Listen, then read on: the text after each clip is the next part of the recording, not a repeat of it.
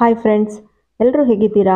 Welcome back to my channel. ಯಾರೆಲ್ಲ ಹೊಸದಾಗಿ ನನ್ನ ಚಾನಲ್ ನೋಡ್ತೀರಾ ದಯವಿಟ್ಟು ಸಬ್ಸ್ಕ್ರೈಬ್ ಮಾಡ್ಕೊಳ್ಳಿ, ನಿಮ್ಮ ಫ್ರೆಂಡ್ಸ್ ಆ್ಯಂಡ್ ಫ್ಯಾಮಿಲಿಗೆ ಶೇರ್ ಮಾಡಿ.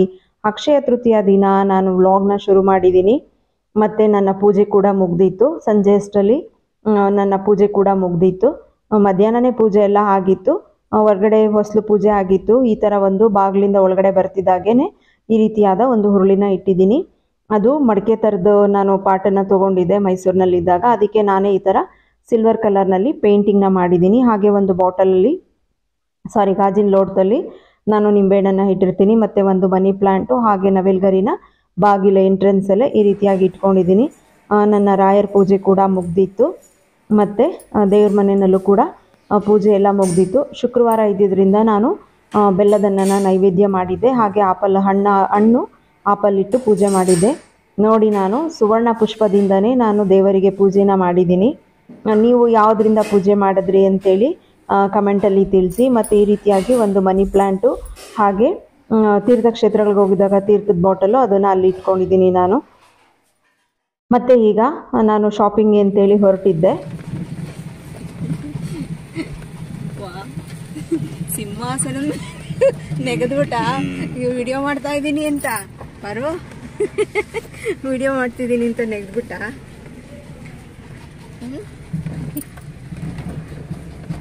ಎಲ್ಲಿ ತೋರಿಸೋ ಒಂಚೂರು ನಿಮ್ಮ ಮುಖನ.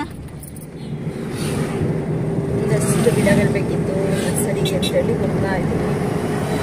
ಗಿಡಗಳು ತಗೊಂಡ್ಬರೋಣ ಅಂತೇಳಿ ಸುಮಾರು ಗಿಡಗಳು ಬೇಸಿಗೆಗೆ ಹೋಗ್ಬಿಟ್ಟಿದೆ. ನಮಗೇನು ಮಳೆ ಇಲ್ಲ, ಆದರೂ ತೊಗೊಂಬರೋಣ ಅಂತ ಹೋಗ್ತಾ ಇದ್ದೀನಿ. ತುಂಬ ಬಿಸಿಲಿದ್ದಿರೋ ಕಾರಣ ಎಷ್ಟೇ ಕೇರ್ ಮಾಡಿದ್ರೂ ಸ್ವಲ್ಪ ಗಿಡಗಳು ಹೋಗ್ಬಿಟ್ಟಿದೆ. ಹಾಗಾಗಿ ನರ್ಸರಿಯವ್ರಿಗೆ ಫೋನ್ ಮಾಡಿ ಕೇಳಿದೆ ಯಾವುದಾದ್ರೂ ಗಿಡಗಳಿದೆಯಾ ಅಂತೇಳಿ. ನನಗೆ ಮೇಯ್ನಾಗಿ ನಿಂಬೆಹಣ್ಣಿನ ಗಿಡ ಬೇಕಿತ್ತು. ಹಾಗೆ ನಿಂಬೆಹಣ್ಣಿನ ಗಿಡ ತೊಗೊಂಡ್ಬರೋಣ ಅಂತ ಹೋಗ್ತಾ ಇದ್ದೆ. ನಮ್ಮ ಊರಿಂದ ಹೋಗಬೇಕಾದ್ರೆ ಲೆಫ್ಟ್ ಸೈಡಲ್ಲಿ ಒಂದು ಕೆರೆ ಸಿಗುತ್ತೆ. ಪೂರ್ತಿ ಅದು ತಾವರೆ ಹೂವಿಂದನೇ ತುಂಬಿಕೊಂಡಿದೆ. ಅದನ್ನು ಹಸ್ಬೆಂಡ್ ಕೇಳ್ತಾ ಇದೆ, ಅದು ಹೂಳು ತೆಗಿಬೇಕು, ಹೂಳು ತೆಗಿಲಿಲ್ಲ ಅಂದಾಗಲೇ ಆ ರೀತಿಯಾಗಿ ಪೂರ್ತಿ ಗಿಡಗಳು ಬಂದ್ಬಿಡುತ್ತೆ ಅಂತ ಹೇಳ್ತಾ ಇದ್ರು. ನಮ್ಮ ಫ್ರೆಂಡ್ ಕೂಡ ಇತ್ತೀಚೆಗೆ ಕೇಳ್ತಾ ಇದ್ರು, ಒಬ್ಬರು ಅವರು ಕೂಡ ಯೂಟ್ಯೂಬರ್ ಇದ್ದಾರೆ. ಅವರು ನಿಮ್ಮ ಹೋಗೋ ನರ್ಸರಿ ಎಲ್ಲಿ ಬರುತ್ತೆ ಅಂತ ಕೇಳ್ತಾ ಇದ್ರು. KM ದೊಡ್ಡಿಗೆ ಹೋಗಬೇಕಾದ್ರೆ ಈ ರೀತಿಯಾದ ಒಂದು ಮಳವಳ್ಳಿಯಿಂದ ಹೊರಟಾಗ KM ದೊಡ್ಡಿಗೆ ಹೋಗಬೇಕಾದ್ರೆ ಈ ರೀತಿ ಒಂದು ಆರ್ಚ್ ಸಿಗುತ್ತೆ. ಆರ್ಚಿನ ಪಕ್ಕದಲ್ಲೇನೆ ಇವರ ಒಂದು ಪುಣ್ಯ ನರ್ಸರಿ ಅಂತೇಳಿ ಬರುತ್ತೆ. ಇದೆ ಅವ್ರ ನರ್ಸರಿ. ನಾನು ಯಾವಾಗಲೂ ಇಲ್ಲೇ ಆಲ್ಮೋಸ್ಟು ನಾನು ಗಿಡಗಳು ಏನು ಬೇಕೋ ಅದನ್ನು ಇಲ್ಲಿಂದನೇ ನಾನು ತೊಗೊಂಡು ಬರ್ತೀನಿ. ಇವರು ಕೂಡ ಬೇಸಿಗೆ ಇದ್ದಿದ್ದರಿಂದ ಅಂಥ ಗಿಡಗಳು ಮೇಂಟೈನ್ ಮಾಡೋಕ್ಕಾಗ್ತಾ ಇಲ್ಲ. ಮತ್ತು ಬೋರಲ್ಲೂ ಕೂಡ ನೀರು ಕಡಿಮೆ ಇದೆ. ಹಾಗಾಗಿ ಎಷ್ಟು ಬೇಕೋ ಅಷ್ಟು ಗಿಡಗಳನ್ನ ನಾವು ಇಟ್ಕೊಂಡಿದ್ದೀವಿ ಅಂತ ಇದ್ದರು. ದಾಸವಾಳ ಗಿಡಗಳು ಸ್ವಲ್ಪ ಇತ್ತು, ಆದರೆ ಯಾವ ಕಲರು ಅನ್ನೋದು ಗೊತ್ತಾಗ್ತಿರ್ಲಿಲ್ಲ. ಮತ್ತು ಗುಲಾಬಿ ಗಿಡಗಳು ಕೂಡ ಇತ್ತು. ಗುಲಾಬಿ ಗಿಡಗಳು ನೋಡಿ ಇಷ್ಟಿದೆ.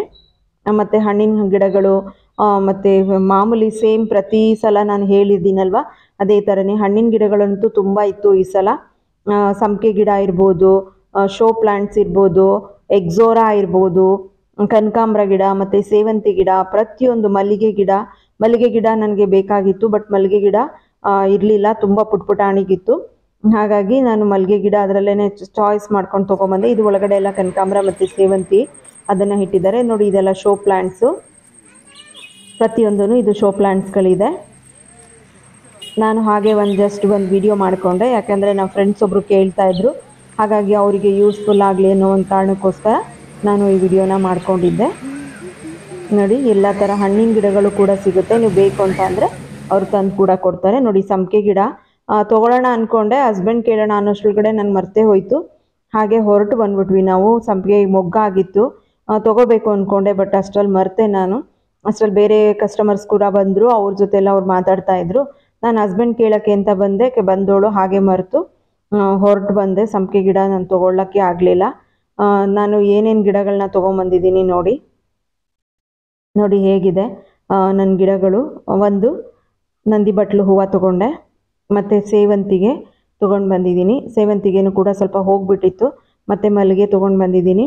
ಹಾಗೆ ದಾಸವಾಳ ಹಾಗೂ ನಿಂಬೆಹಣ್ಣಿನ ಗಿಡಗಳನ್ನ ತೊಗೊಂಡು ಬಂದಿದ್ದೆ. ನಿಂಬೆಹಣ್ಣಿನ ಗಿಡ ಸ್ವಲ್ಪ ಹೋಗ್ಬಿಟ್ಟಿತ್ತು, ಒಂದಿತ್ತು. ಈ ಸಲ ನಾನು 2 ನಿಂಬೆಹಣ್ಣಿನ ಗಿಡನ ತೊಗೊಂಡು ಬಂದಿದ್ದೀನಿ. ನಾನು ನೋಡಿ 2 ನಿಂಬೆಹಣ್ಣಿನ ತೊಗೊಂಡು ಬಂದಿದ್ದೆ.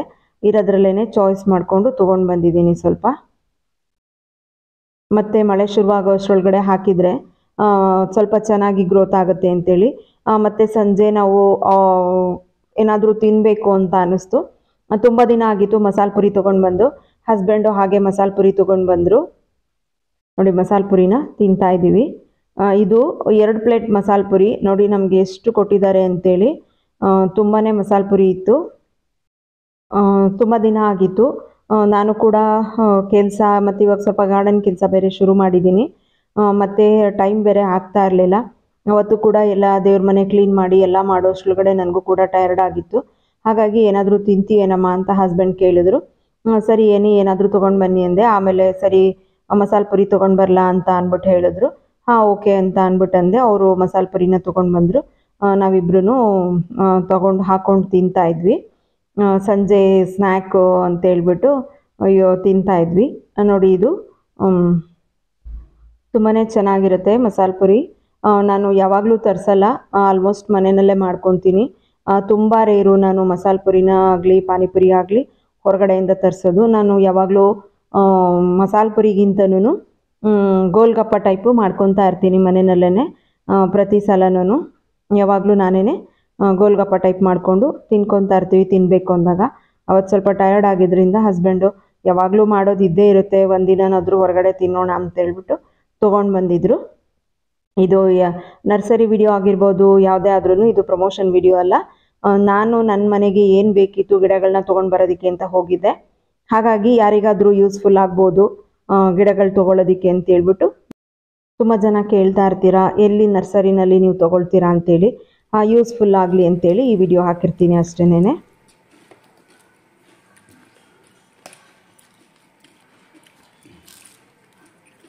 ನಮಗೆ ಮಸಾಲೆ ಪುರಿ, ನಮ್ಮ ಪಾರುಗೆ ಬರೇ ಪುರಿ ತೋಪ.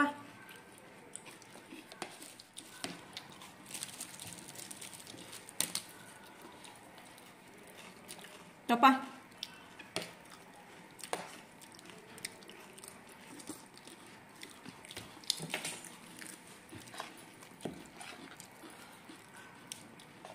ಕಣ್ಣುಡಿ, ಹಿಂಗೆ ಕಣ್ಣು ಹೊಡಿಬೇಕು. ಕಣ್ಣು ಹೊಡೆದ್ರೆ ಕೊಡ್ತೀನಿ.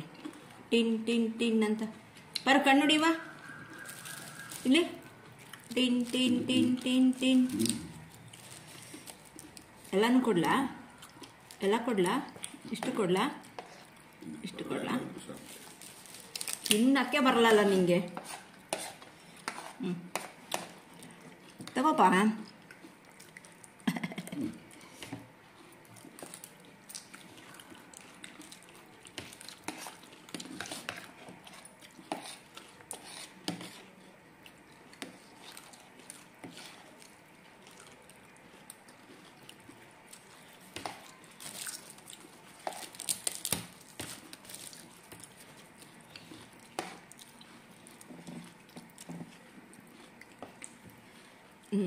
ಬಿದ್ದೋಯ್ತು ನೋಡಿ. ಅಕ್ಷಯ ತೃತೀಯದ ದಿನ ನಾನು ತಂದಿರುವಂಥ ಗೋಲ್ಡ್ ಎಷ್ಟು ಚೆನ್ನಾಗಿದೆ ಅಲ್ಲ. ಗೋಲ್ಡು ನೋಡಿ ಎಷ್ಟು ಚೆಂದ ಇದೆ ಈ ಗೋಲ್ಡ್ ಅಂತೇಳಿ. ಈ ಗೋಲ್ಡ್ ನೋಡ್ತಿದ್ರೆ ಪ್ರತಿದಿನ ಎಷ್ಟು ಖುಷಿ ಆಗತ್ತಲ್ವ. ತುಂಬ ಚೆನ್ನಾಗಿದೆ ಅಲ್ಲ. ಯಾರಿಗೆಲ್ಲ ನಾನು ಅಕ್ಷಯ ತೃತೀಯ ದಿನ ತೊಗೊಂಡಿರೋ ಗೋಲ್ಡ್ ಇಷ್ಟ ಆಯಿತು ಅಂತೇಳಿ ಕಮೆಂಟ್ ಮಾಡಿ ತಿಳಿಸಿ. ತುಂಬ ಚೆನ್ನಾಗಿದೆ ಅಲ್ಲ. ಮತ್ತು ದ್ರಾಕ್ಷಿ ಬಳ್ಳಿ ಕೂಡ ಹಬ್ತಾನೆ ಇದೆ. ಈ ರೀತಿಯಾಗಿ ಹಬ್ಬುತ್ತೆ ಎಲ್ಲ ಆಗುತ್ತೆ. ಕಾಯಿ ಅಂತಲೇ ಬಿಡ್ತಾನೆ ಇರಲಿಲ್ಲ. ಅಲ್ಲೊಮ್ಮೆ ಇಲ್ಲೊಮ್ಮೆ ಒಂದೊಂದು ಕಾಯಿ ಆಗುತ್ತೆ, ಅದು ಒಂದೊಂದು ಸಲ ಮಂಗನ ಪಾಲಾಗುತ್ತೆ. ನನಗೆ ಸ್ವಲ್ಪ ಡೌಟ್ ಆಯಿತು, ತುಂಬ ಬೇರೆ ಏನಾದರೂ ಗ್ರೋತ್ ಆಗಿಬಿಟ್ಟಿದೆಯಾ ಹೇಗೆ ನೋಡೋಣ ಅಂತ ಹೇಳ್ಬಿಟ್ಟು ನಾನು ಅದನ್ನು ಓಪನ್ ಮಾಡಿದೆ. ನೋಡಿ ಎಷ್ಟು ಬೇರು ಬಂದಿದೆ ಅಂತೇಳಿ. ಮಣ್ಣೆಲ್ಲ ಪುಡಿ ಹಾಗೇನೆ, ಅಂದರೆ ಹುಡಿ ಹಾಗೇನೆ ತುಂಬ ಚೆನ್ನಾಗಿತ್ತು. ಮಣ್ಣೇನು ಇದಾಗಿರಲಿಲ್ಲ. ಆದರೆ ಬೇರು ಪೂರ್ತಿ ತುಂಬ ಕಪ್ಪಾದಂಗೆ ಆಗಿ ಈ ರೀತಿಯಾಗಿ ತುಂಬ ಬೇರು ಸುತ್ಕೊಂಡ್ಬಿಟ್ಟಿತ್ತು. ಅದಕ್ಕೆ ಕಂಪ್ಲೀಟಾಗಿಯೇ ನಾನು ತೆಗೆದ್ಬಿಟ್ಟು ರೀಪಾಟ್ ಮಾಡೋಣ ಅಂತೇಳಿ ಮಾಡ್ತಾಯಿದ್ದೆ. ಇನ್ನು ಎಲ್ಲ ಕಡೆನೂ ಮಳೆ ಬರ್ತಾ ಇದೆ. ಅದೃಷ್ಟದಿಂದ ನಮಗೂ ಏನಾದರೂ ಮಳೆ ಬಂದರೆ ಒಳ್ಳೇದಾಗತ್ತೆ ಅಂತ ಹೇಳ್ಬಿಟ್ಟು ರೀಪಾಟ್ ಮಾಡಿದ್ರೆ ಚೆನ್ನಾಗಿ ಅನಿಸುತ್ತೆ ಅಂತೇಳಿ ರೀಪಾಟ್ ಮಾಡ್ತಾ ಇದೆ. ನೋಡಿ ಎಷ್ಟು ಬೇರು ಬಂದಿದೆ ಅಂತೇಳಿ. ಅದನ್ನು ಸ್ವಲ್ಪ ತೆಗೆದು ಬೇರೆಲ್ಲ ಕಟ್ ಮಾಡಿ ರೀಪಾಟ್ ಮಾಡಿದೆ. ವಿಡಿಯೋ ಲಾಂಗ್ ಆಗುತ್ತೆ ಅಂತೇಳಿ ನಾನು ನಿಮಗೆ ತೋರಿಸಿಲ್ಲ. ಮತ್ತು ಇದು ಸೇವಂತಿ ಗಿಡ ಕೂಡ ಎಲ್ಲ ತುಂಬ ಎಲ್ಲೋ ಇಶ್ ಆಗಿಬಿಟ್ಟಿತ್ತು, ಮತ್ತು ಸ್ವಲ್ಪ ಫಂಗಸ್ ಥರನೂ ಅನ್ನಿಸ್ತಾ ಇತ್ತು. ಮತ್ತು ಸಣ್ಣ ಸಣ್ಣ ಮರಿಗಳು ಕೂಡ ಬಂದಿದೆ ನೋಡಿ, ಅಲ್ಲಿ ಪುಟ್ಪುಟಾಣಿ ಮರಿಗಳು ಕೂಡ ಬಂದಿದೆ. ಅದಕ್ಕೆ ನಾನು ಎಲ್ಲ ಥರದ ಎಲೆಗಳು ಹಾಳಾಗಿರೋದು, ಇರುವೆಯಿಂದನೇ ಅರ್ಧ ಫಂಗಸ್ ಅಟ್ಯಾಕ್ ಆಗುತ್ತೆ. ಅದು ತುಂಬ ಹುಳಗಳಿರುತ್ತಲ್ಲ, ಆ ಹುಳ ಇರೋ ಹತ್ರ ಹೋಗುತ್ತೆ, ಅಲ್ಲಿ ರಸನ ತೊಗೊಂಬರುತ್ತೆ, ಬೇರೆ ಬೇರೆ ಗಿಡಗಳಿಗೆ ಹೋಗಿ ಅಲ್ಲಿ ಕೂಡ ಗಿಡ ಬರೋದ್ರಿಂದ ಇರುವೆಯಿಂದನೇ ಅರ್ಧ ತುಂಬ ಜಾಸ್ತಿ ಗಿಡ ಹಾಳಾಗತ್ತೆ. ಒಂದರಿಂದ ಒಂದಕ್ಕೆ ರೋಗ ಹರಡೋಕ್ಕೂ ಕೂಡ ಇರುವೆನೇ ಮೂಲ ಕಾರಣ ಆಗುತ್ತೆ.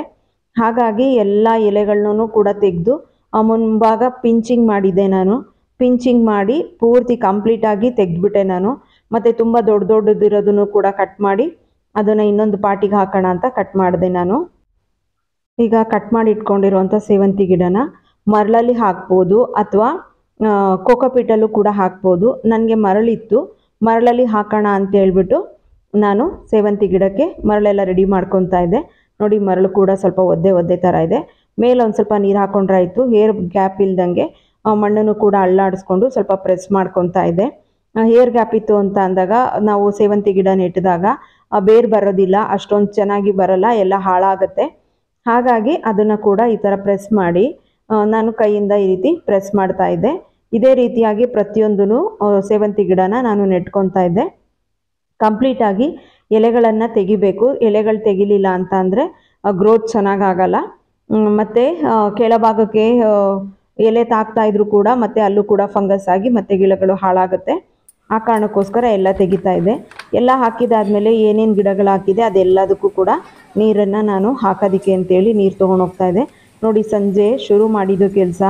ನರ್ಸರಿಗೆ ಹೋಗಿ ಬಂದು ಪಾನಿಪುರಿ ತಿಂದು ಕಾಫಿ ಕುಡ್ದಾದ್ಮೇಲೆ ಬಂದು ನಾನು ಕೆಲಸ ಶುರು ಮಾಡಿದ್ದು. ಸಂಜೆ ಆದ್ರೂ ಮುಗ್ದಿರಲಿಲ್ಲ, ಮಾಡ್ತಾಯಿದ್ದೆ. ನೋಡಿ, ಇದೇ ದ್ರಾಕ್ಷಿ ಬಳ್ಳಿಗೆ ನಾನು ರೀಪಾಟ್ ಮಾಡಿ ನೀರನ್ನು ಹಾಕ್ತಾಯಿದ್ದೆ. ಯಾವುದೇ ಗಿಡ ಆದರೂ ಅಷ್ಟೇ ರೀಪಾಟ್ ಮಾಡಿದ್ಮೇಲೆ ಅವತ್ತು ಆ ಗಿಡಕ್ಕೆ ನೀರನ್ನು ಹಾಕಲೇಬೇಕು. ಕೆಳಗಡೆ ನೀರು ಹೋಗೋವರೆಗೂ, ಓಲಿಂದ ನೀರು ಹೋಗೋವರೆಗೂ ನೀರನ್ನು ಹಾಕಲೇಬೇಕು. ಆ ರೀತಿಯಾಗಿ ಮಾಡಿದ್ರೇ ನಮಗೆ ನೀರು ಮಳೆ ಬಂದಂಥ ಟೈಮಲ್ಲಿ ಬೇರೆ ಟೈಮ್ನಲ್ಲೂ ಕೂಡ ನೀರು ಸರಾಗವಾಗಿ ಹೋಗ್ತಾ ಇದೆಯಾ ಇಲ್ವಾ ಅನ್ನೋದಕ್ಕೆ ಗೊತ್ತಾಗುತ್ತೆ. ಹಾಗಾಗಿ ನೀರನ್ನು ಹಾಕಿ ಅಬ್ಸರ್ವ್ ಮಾಡ್ತಾ ಇದ್ದೆ, ನೋಡ್ತಾ ಇದ್ದೆ. ಮತ್ತು ಈ ಗಿಡನೂ ಕೂಡ ಸೇವಂತಿ ಗಿಡ ಎಲ್ಲ ಫುಲ್ ಕೆಳಗಡೆ ತಾಗ್ತಾ ಇತ್ತು, ಮತ್ತು ಎಲ್ಲ ಒಣಗ್ದಂಗಾಗಿತ್ತು. ಒಣಗಿರೋ ಎಲೆ ಎಲ್ಲ ತೆಗೆದು ತೀರಾ ಸ್ವಲ್ಪ ಹಾಳಾಗಿರೋದನ್ನೆಲ್ಲ ತೆಗೆದು ಕ್ಲೀನ್ ಮಾಡಿಕೊಂಡೆ. ಈ ಗಿಡನೂ ಕೂಡ ಅದೇ ರೀತಿಯಾಗೇ ಸೇವಂತಿ ಗಿಡನ ಕಂಪ್ಲೀಟಾಗಿ ಕ್ಲೀನ್ ಮಾಡಿಕೊಂಡೆ. ಅಕ್ಷಯ ತೃತೀಯ ದಿನ ಪ್ರತಿಯೊಬ್ಬರೂ ಒಡವೆ ತೊಗೊಳ್ಳೇಬೇಕು ಅಂತ ಏನಿಲ್ಲ. ತಮ್ಮ ಕೈಲಾದದ್ದು ಏನಾಗುತ್ತೆ ಅದನ್ನು ತೊಗೋಬೋದು. ಒಡವೆಗಳಿಗೋಸ್ಕರ ಬೇಜಾರು ಮಾಡಿಕೊಂಡು ಮನಸ್ತಾಪಗಳು ಮಾಡ್ಕೊಳ್ಳೋದು ಎಷ್ಟು ಮಟ್ಟಿನ ಸರಿ ಇರುತ್ತೆ. ಅನುಕೂಲ ಇರೋರು ತೊಗೋಬೋದು, ಅನಾನುಕೂಲ ಇರೋರು ಬೇಜಾರು ಮಾಡ್ಕೋಬೇಡಿ. ನಿಮ್ಮ ಕೈಲಾದದ್ರಲ್ಲೇ ಖುಷಿ ಪಡಿ. ನಾನು ಅಷ್ಟೇ ಪ್ರತಿ ಸಲ ಯಾವಾಗಲೂ ಹಾಗೇನೆ. ಮುಂಚೆ ಎಲ್ಲ ಒಡವೆ ಮೇಲೆ ತುಂಬ ಆಸೆ ಪಡ್ತಾ ಇದ್ದೆ. ಇತ್ತೀಚೆಗಂತೂ ನಾನು ಅಷ್ಟು ಒಡವೆ ಅಂದರೆ ನಾನೇನಷ್ಟು ಆಸೆ ಪಡೋದಕ್ಕೆ ಇಷ್ಟನೇ ಆಗಲ್ಲ. ಹಾಗಾಗಿ ನಾನೇನು ಮಾಡ್ತೀನಿ, ಇವಾಗ ಲಾಸ್ಟ್ ಇಯರು ಕೂಡ ಅಕ್ಷಯ ತೃತೀಯ ದಿನ ವೀಳ್ಯದೆಲೆನ ತೊಗೊಂಡು ಬಂದಿದ್ದೆ. ನೋಡಿ, ಈ ವರ್ಷನೂ ಕೂಡ ಅದು ವೀಳ್ಯದೆಲೆ ಇದೆ. ಪ್ರತಿದಿನ ಪೂಜೆಗೆ ಯೂಸ್ ಆಗ್ತಾ ಇದೆ. ಯಾರಾದರೂ ಬಂದಾಗ ಕುಂಕುಮಕ್ಕೂ ಕೂಡ ಕಟ್ ಮಾಡ್ಕೊತೀನಿ, ಅವ್ರಿಗೆ ಕುಂಕುಮ ಕೊಡ್ತೀನಿ. ತಿನ್ನಬೇಕು ಅನಿಸ್ದಾಗಲೂ ಕೂಡ ತೊಗೊಂಡು ಬಂದು ಹಾಕ್ಕೊತಾ ಇರ್ತೀವಿ. ಇಷ್ಟೆಲ್ಲ ಖುಷಿ ಕೊಡುತ್ತೆ. ಆದರೆ ಒಡವೆ ಹಾಕ್ಕೊಂಡಾಗ ಅದನ್ನೇ ನಾವು ಕೇರ್ ಮಾಡ್ತಾ ಇರಬೇಕು. ಅದ್ರ ಕಡೆನೇ ನಮ್ಮ ಗಮನ ಹೋಗ್ತಾ ಇರುತ್ತೆ. ಅದ್ರ ಬದಲಿಗೆ ಅಕ್ಷಯ ತೃತೀಯ ದಿನ ಒಡವೆ ಚಿನ್ನ ಬೆಳ್ಳಿನೇ ತಂದು ಪೂಜೆ ಮಾಡಬೇಕು. ಅದನ್ನು ಅಕ್ಷಯ ಮಾಡ್ಕೊಳ್ಳೋದಕ್ಕಿಂತ ಈ ರೀತಿಯಾಗೂ ಕೂಡ ಮಾಡ್ಕೋಬೋದು. ನಾನು ಯಾವಾಗಲೂ ಕೂಡ ಇದೇ ರೀತಿಯಾಗೆ ಮಾಡ್ತೀನಿ. ಈ ವಿಡಿಯೋ ಇಷ್ಟ ಆಗಿತ್ತು ಅಂದರೆ ದಯವಿಟ್ಟು ಒಂದು ಲೈಕ್ ಕೊಡಿ, ಕಮೆಂಟ್ ಮಾಡಿ ಅಂತ ಹೇಳ್ತಾ ನಿಮ್ಮ ಫ್ರೆಂಡ್ಸ್ ಆ್ಯಂಡ್ ಫ್ಯಾಮಿಲಿಗೆ ಶೇರ್ ಮಾಡಿ ಅಂತ ಕೇಳ್ಕೊತಾ thank you for watching. Bye bye, take care.